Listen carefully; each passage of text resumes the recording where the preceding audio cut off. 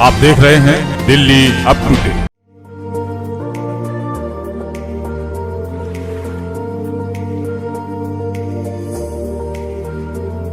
क्षेत्र में कोई समस्या है, हमने एक पक्का वादा कर रहे हैं क्षेत्रवासियों से कि हम उनकी हर समस्या का समाधान जैसे मर्जी करेंगे।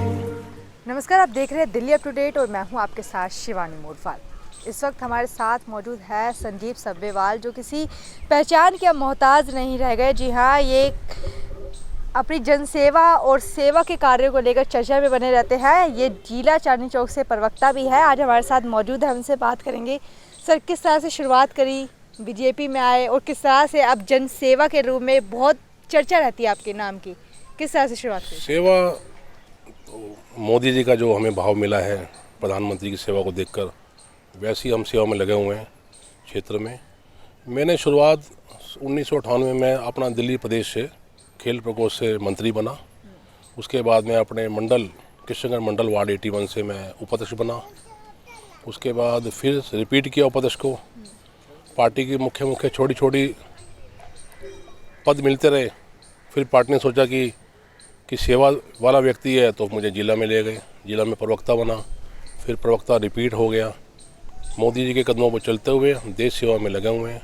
इस तरह से सर देखते हैं पूरे ज़िले को क्या समस्याएं आती है, क्योंकि एक काफ़ी सालों से बने हुए, आपने बोला काफ़ी चीज़ें देखी आपने, तो कौन सा वक्त सबसे बड़ा चुनौती वाला लगा आपको? चुनौती ये लगी कि जब मोदी जी के राज से आने पहले 2 सीटें थी भाजपा की। संकल्प लिया था हमने कि देश को भाजपा को लाना है, क्योंकि हिंदूवादी पार्टी, देश जो काम करने वाली पार्टी भाजपा ही थी। खुशी हुई जब हम बढ़ते गए और सरकार में आ गए। मुसीबतें ये आई कि हमें अपने क्षेत्र में जब भाजपा का आगमन नहीं हुआ था, जब हम यहाँ से सांसद कोई और था, एमएलए कोई और था, निगम पार्षद किसी और पार्टी से था, तो काम नहीं होते थे हमसे। लेकिन हमने अपने दम पर, अपनी सेवा के दम पर हमने ये काम शुरू किए और भगवान का बड़ा प्रताप रहा कि सारे काम होते चले गए। सर, ये माना जाए कि आपने पार्टी को उस स्तर पे देखा है जब उसका कोई वजूद नहीं था, और अब जिस तरह से एमएलए भी एक तरह से देखे जाए काफ़ी कम संख्या में है, पर सांसद भी आपके हैं, निगम पार्षदों की संख्या भी ज़्यादा है, तो आगे की रणनीति किस तरह से देखते हैं? आगे की रणनीति पार्टी तय करेगी, लेकिन हमारा ये हमेशा ये रहा है कि सेवा, हम जैसे लोगों की सेवा कर रहे हैं, पार्टी अगर हमें और जिम्मेदारी देती है तो ये सेवा भाव और आगे बढ़ता जाएगा। अभी देश प्रेम जो भाजपा ने हमें सिखाया और सेवा भाव, तो हम लगे हुए हैं। देखो, अब किस्मत की बातें हैं, लेकिन मुझे लगता है कि जब हम कुछ आगे बढ़ेंगे, पार्टी हमें और पद देगी, आगे बढ़ाएगी। हम लोगों को भरपूर जन समूह का हम समर्थन करेंगे, उनके साथ लाएंगे, उनके सेवा करेंगे। हमने सेवा करनी है बस। सर, सेवा करनी है। अभी बात 2022 के एमसीडी चुनावों की भी आ रही है कि 2022 में कहीं ना कहीं दावेदारों में आपका भी नाम आ रहा है, तो किस तरह से देखते हैं आने वाले चुनावों को और क्या चुनौती होने वाली है इस बार बीजेपी के लिए? भाजपा के लिए चुनौतियां कम है, क्योंकि इस बार केजरीवाल सरकार ने जो देखा, दिल्ली का बुरा हाल कर रखा है। जगह जगह पानी, इतने सालों में 2013 से इनकी सरकार है, कहीं पर भी कोई सड़कें नहीं, कोई स्कूल नहीं, कोई कॉलेज नहीं, कोई हॉस्पिटल नहीं। जब 8 साल में देश की जनसंख्या, दिल्ली की जनसंख्या 40 लाख लोग बढ़े हैं, एक स्कूल न खुलना, कॉलेज न खुलना, हॉस्पिटल न खुलना, तो समस्या आ रही है। आज सरकारी आदमी को भी सरकारी हॉस्पिटल में एडमिट होने की बड़ी मुश्किल पड़ती है। हमारा बड़ा शुक्र है भगवान का कि हमारे सांसद, हमारे पूर्व केंद्रीय मंत्री डॉक्टर अश्विनी का हमारे पे आशीर्वाद है। उनके माध्यम से हम रोज़ सेवा के भाव करते हैं। लोगों को अस्पताल में एडमिट कराना, लोगों के किसी की फ़ीस माफ़ कराना, किसी स्कूल में जाके एडमिशन कराना, तो मदद कैसी भी हो जाए। लेकिन ये अब चुनाव जो है पार्टी देखेगी, लेकिन मेरा ये मन से विश्वास है कि मुझे पार्टी जो भी काम देगी मैं उसको करूँगा, और मैंने भरपूर सेवा करनी है, और ज़िंदगी में जब तक रहूँगा मैं सेवा करता रहूँगा। सर, बात करें दावेदारों की और पार्टी की और खासकर जनता की, क्योंकि जनता ही जनप्रतिनिधि चुनते हैं, जनता सेवा का मौका देती है, तो इससे भी अच्छी सेवा होगी। जनता की सेवा से तो अच्छी सेवा कोई हो नहीं सकती। भाजपा जो हमें दायित्व देगी या जो हमें कहेगी, हम अपनी पार्टी के पद चिन्हों पर चलना है। हमने पार्टी जो कहेगी तो हम सेवा करते रहे हैं।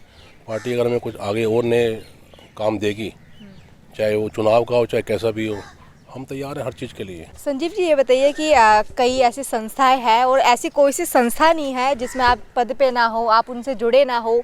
लोग आते हैं आपके पास, खासकर मार्केट जो एसोसिएशन के, मार्केट के जितने भी लोग आते हैं परेशानियों को लेकर उम्मीदों के साथ आते हैं। दायित्व उस टाइम ज़्यादा बढ़ जाता होगा आपका कि किस तरह से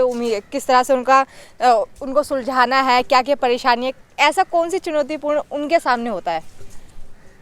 मैं भगवान श्री राम की कृपा से अपने क्षेत्र में वार्ड 81 में हर संस्था का हिस्सा हूँ, चाहे मंदिर हो, गुरुद्वारा हो या कोई समाज हो, बिरादरी हो, हर संस्था का मैं कहीं ना कहीं मेंबर हूँ। मैं बड़ी चुनौती होती है। मैं अपने मार्केट का प्रेसिडेंट भी हूँ, अपने आर्ट डोले का प्रेसिडेंट भी हूँ, तो लोगों की समस्या हो जाती है।